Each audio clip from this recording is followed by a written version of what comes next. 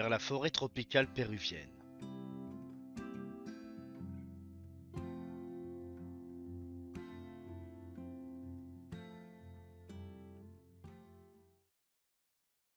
Juan Carama, 15 avril 1952. Des pluies violentes ayant rendu les routes impraticables, le voyage a été extrêmement lent. Nous sommes arrivés en pleine célébration du carnaval. La plupart des Indiens, hommes et femmes, étaient ivres, jouaient de la flûte tout en dansant des yaravis et des carnavalitos. Les femmes, sous l'effet de l'alcool, se montraient plus audacieuses qu'à l'ordinaire et, choquées sans doute par notre accoutrement, nous criaient dessus en faisant des gestes obscènes. Mais pas de quoi s'énerver. Il était 16 heures lorsque nous sommes entrés dans la ville. Pelao était de nouveau en proie à une sérieuse crise d'asthme. Nous sommes allés chercher du secours au poste de la garde civile, mais il était désert. Les policiers aussi participaient à la beuverie générale. Ernesto s'est effondré dans un coin et je me suis précipité à la recherche d'eau pour stériliser ma seringue. Une femme que je bousculais et à qui je demandais de l'eau me dit, à ma stupéfaction, qu'elle me cherchait. Elle avait appris que 2 médecins étaient arrivés en ville et voulait que nous examinions son père malade. Elle m'a pour ainsi dire emmené de force, et je n'ai pas eu d'autre choix que de la suivre pour aller voir son père. Pendant que je l'examinais, d'autres gens firent leur apparition, accompagnés d'enfants malades. Je leur prescrivis des médicaments qu'ils pouvaient trouver à la léproserie, la seule pharmacie de la région. Enfin, je demandai de l'eau pour stériliser ma seringue. L'eau qu'ils m'apportèrent avait une couleur terreuse et paraissait polluée. Il aurait fallu la faire bouillir longtemps avant de s'en servir. Par chance, il se mit à pleuvoir. Je vidai le récipient de son eau sale et le remplissai d'eau de pluie. Quand je revins auprès d'Ernesto 1 heure plus tard, il était désespéré et se demandait qui avait bien pu me retenir. Je lui expliquai l'histoire tout en stérilisant la seringue. Puis je lui injectai 1 dose et demie de la choramine que l'on m'avait donnée à l'hôpital. Après quelques minutes, les effets bénéfiques de l'adrénaline se firent sentir. Et Ernesto sombra dans le sommeil. Andabuelas, 16 avril 1952. Cette ville est suffisamment importante pour être équipée d'un hôpital. Ernesto va pouvoir recevoir des soins. La route pour venir jusqu'ici est, comme toujours, abrupte et pentue. À midi, le chauffeur du camion qui nous avait pris en stop fait une pause pour déjeuner dans une ferme. Nous nous étions résignés à jeûner, mais notre réputation nous ayant précédés, le fermier m'a demandé de venir examiner son enfant et sa femme. L'enfant était en bonne santé, je ne lui ai donc rien prescrit. En revanche, j'ai détecté chez la femme une tumeur aux ovaires, et lui ai conseillé d'aller voir un spécialiste en ville. Puis le fermier m'a proposé de rester déjeuner avec eux, et a fait porter à Ernesto, qui était resté dans le camion, 2 assiettes de patates bouillies et une assiette de motte, nom donné au maïs bouilli dans la région. Malgré son asthme, Husser a mangé avec appétit. Nous avons partagé nos restes avec les petits Indiens qui nous avaient regardé manger. Il semble impossible que des enfants aussi enjoués, joueurs et charmants soient rabaissés après des années sans soins médicaux, de mépris et d'abrutissement religieux, au stade d'esclaves. Pour couronner le tout, la coca et l'alcool les rendront méfiants, paresseux et soumis. Le temps d'arriver à destination, Ernesto a eu une nouvelle crise d'asthme. Nous avons dû nous arrêter dans un garage où j'ai pu stériliser ma seringue.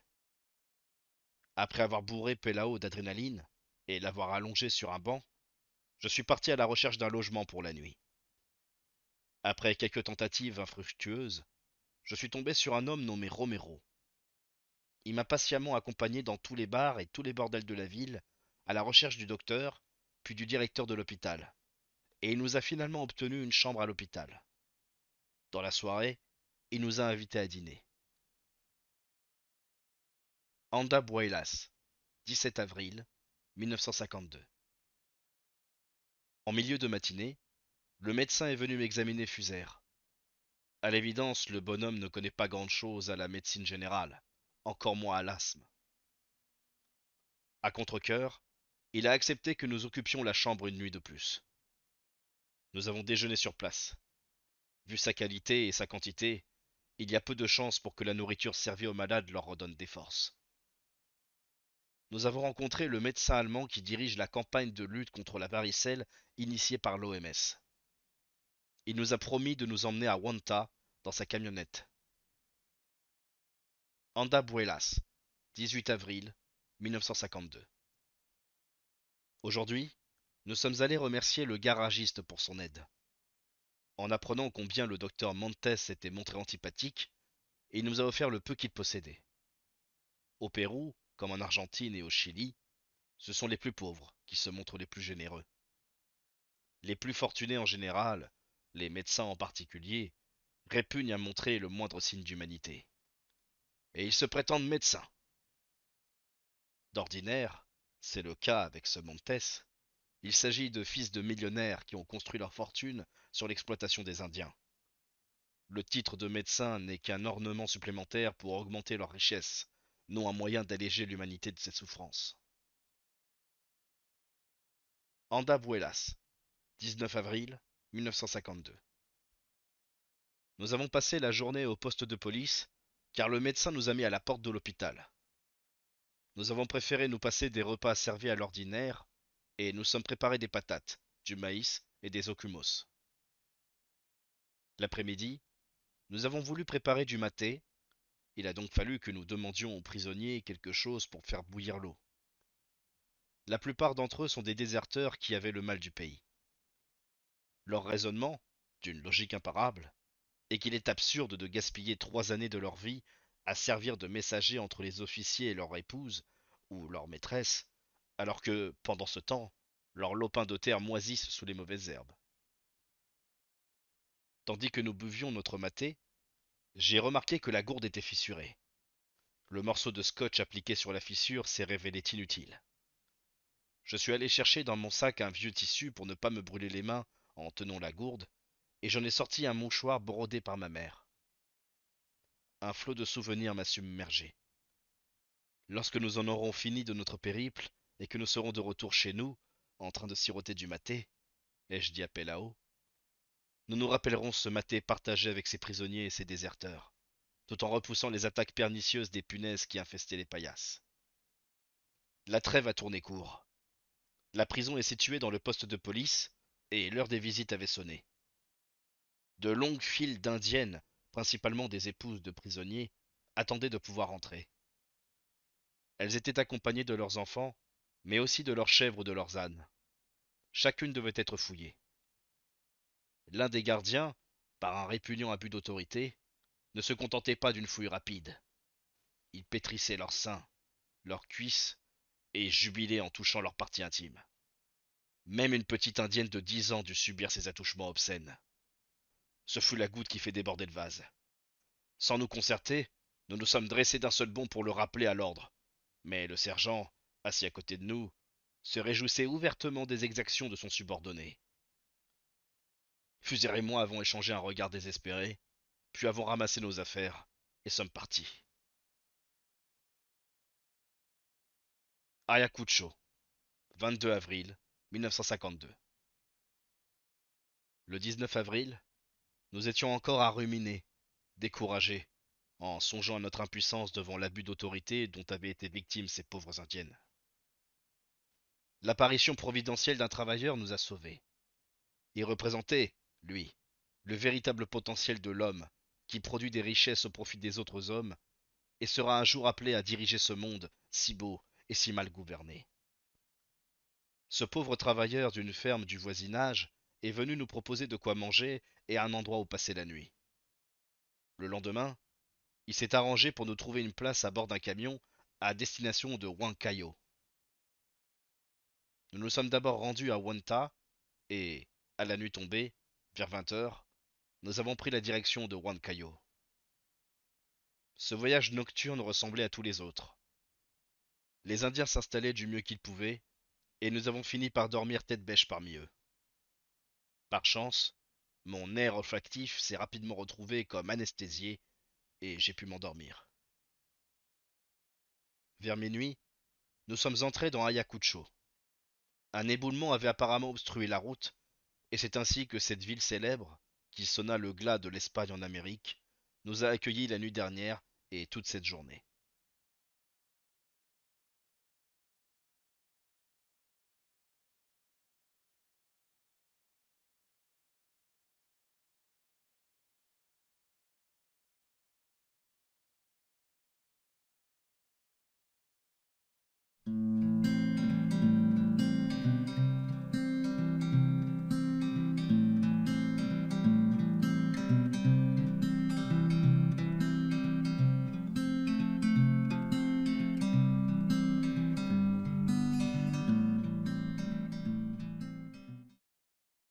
Sur la route d'Ayacucho à la Merced, 23 avril 1952. À 14 heures, nous regardions un tracteur déblayer la route.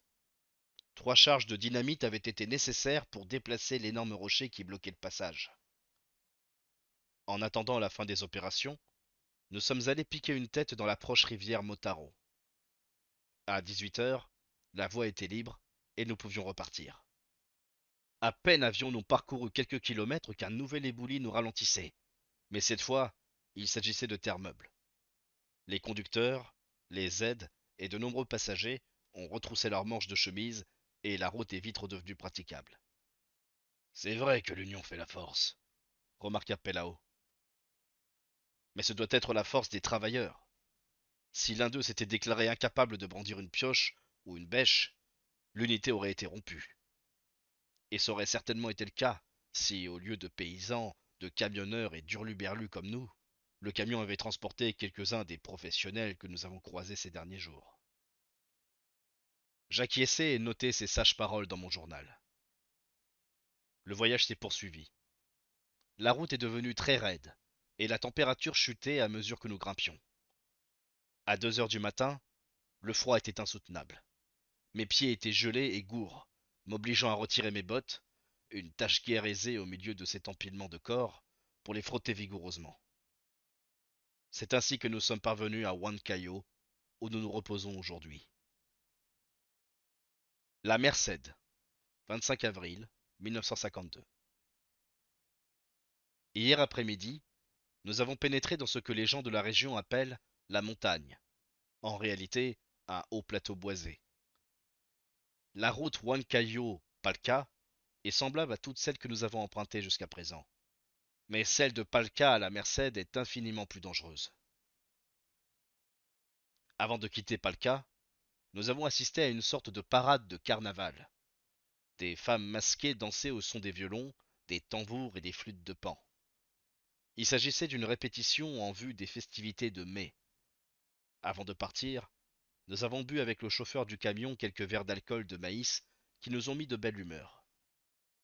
Laquelle belle humeur s'est évaporée quelques kilomètres plus loin, tandis que nous enfilions les virages en épingle à cheveux sur une route si étroite que les véhicules, en se croisant, éraflaient presque leur carrosserie.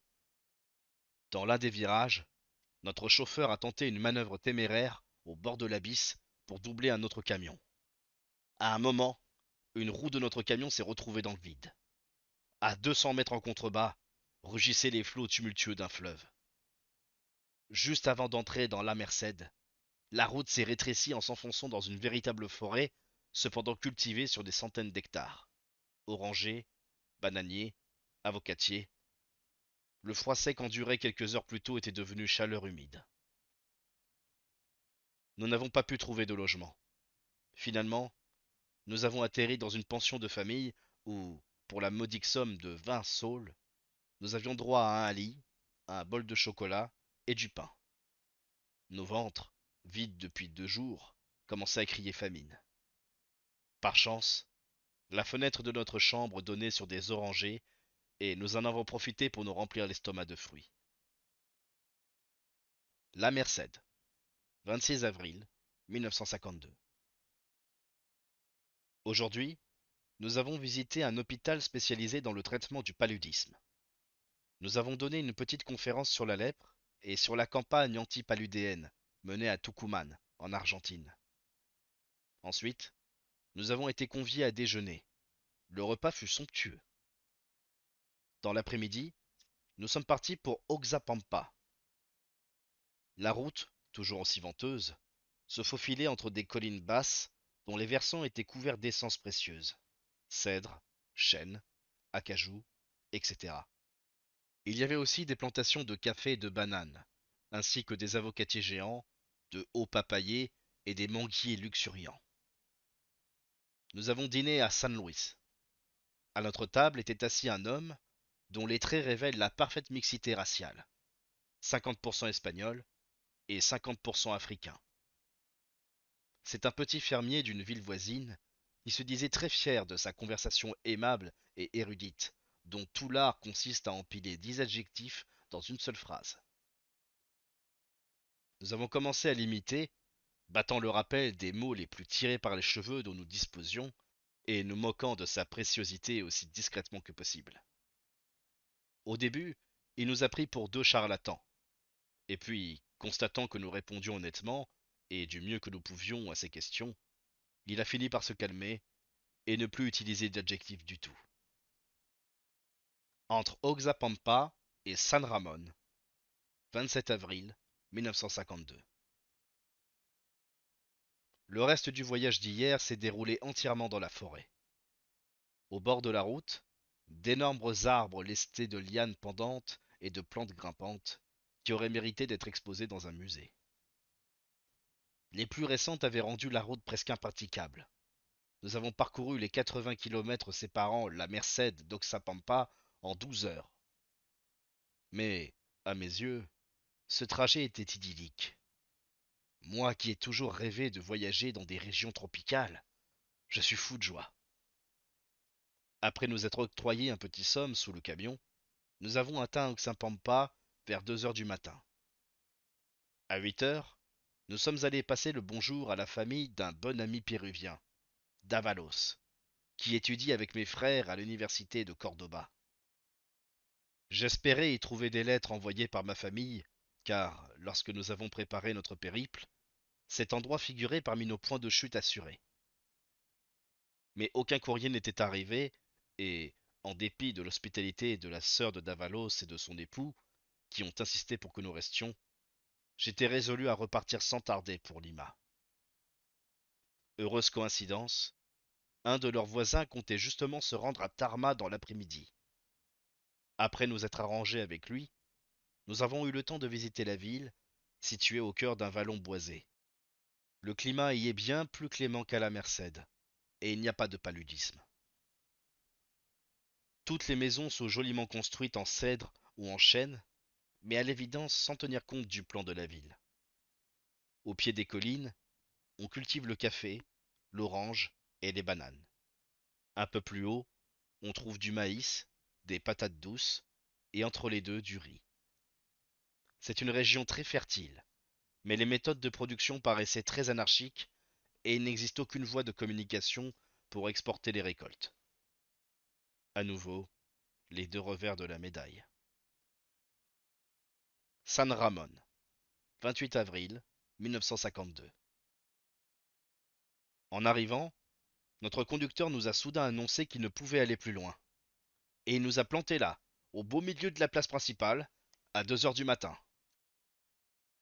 Encore surpris par son comportement, nous nous sommes mis en marche vers un des rares endroits du village où l'on voyait encore de la lumière. Nous y avons rencontré un trio d'oiseaux de nuit ronds comme des queues de pelle, qui ont d'abord eu un sursaut de frayeur en nous voyant avec nos vestes en cuir, nos sacs à dos et nos sacoches. Ils ont dû nous prendre pour l'avant-garde d'une armée de martiens. Reprenant leur esprit, et une fois convaincus que nous n'étions ni des parachutistes, ni quoi que ce soit d'autre, ils nous ont proposé de trinquer avec eux. Nous n'avons pas tardé à discuter comme des amis de toujours. Un peu plus tard, deux autres ivrognes sont venus grossir les rangs. Après les salutations d'usage, nous nous sommes mis à chanter à tue-tête des tangos et des valses. À la fermeture du bar, nous les avons suivis dans un autre et avons continué à boire des bières en émettant des sons qui évoquaient lointainement des tangos. Pulser et moi-même nous efforcions de faire comprendre à nos amis que nous avions davantage faim que soif, mais nos allusions restant sans effet, Ernesto commanda une généreuse portion de pain et de fromage à laquelle nous avons aussitôt fait un sort. Comme on pouvait s'y attendre, nos amis ne nous laissèrent pas payer notre part, qui s'ajouta à leur ardoise déjà longue.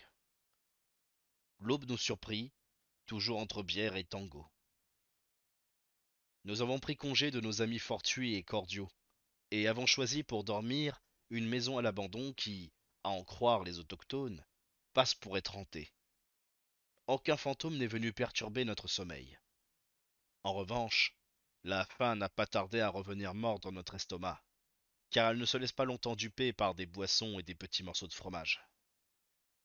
À la recherche de quelque chose de solide à nous mettre sous la dent, nous avons traversé le fleuve. Nous étions encore à frotter nos yeux ensommeillés lorsque nous nous sommes aperçus que les villageois avaient eu l'excellente idée de planter sur cette rive des orangers et des pamplemousses. En outre, ils n'avaient pas ressenti le besoin de les protéger avec des barbelés ou tout autre de ces inventions modernes qui ne servent qu'à gâcher le paysage. C'est ainsi que, 2 heures plus tard, après avoir mangé chacun plus de 4 douzaines d'oranges et une douzaine de pamplemousses, nous sommes repartis bien heureux et comblés. Nos sucs gastriques sont alors entrés en action, nos glomérules leur ont emboîté le pas, et notre fabuleux festin s'est métamorphosé en un peu de vitamine C et beaucoup de litres d'urine. À midi, notre repas fut exquis, maté avec du pain et pain arrosé de maté. 30 avril 1952. Hier, vers 17 heures, nous sommes montés à bord d'un camion en partance pour Tarma. Une fois n'est pas coutume, les routes étaient affreusement dangereuses. Cette route était encore plus étroite que celle reliant Palta à San Ramon, ce qui n'est pas peu dire. Nous sommes passés devant au moins 30 croix signalant la chute d'un véhicule dans le vide sans qu'aucun passager en ait échappé. Le ravin s'approfondissait à mesure que la route montait, creusait à même la paroi tout en s'élargissant. Qu'une voiture vienne à quitter sa trajectoire, elle ne tomberait pas sur la route en contrebas, mais directement dans le fleuve. Soudain, le chauffeur roula sur un nid de poule au milieu de la voie. Quand nous lui avons demandé pourquoi il n'avait pas essayé de l'éviter, il nous a avoué que, depuis un certain temps, sa vue n'était plus du tout bonne. Une information qui, on s'en doute, ne dissipa guère nos craintes. Il faisait nuit quand nous sommes entrés dans Quillabamba. Nous y avons dîné d'un café au lait, seule nourriture que nous ayons pu trouver. Malgré les grommellements de notre estomac, nous avons passé la nuit dans la cabine du camion. Il faisait assez froid.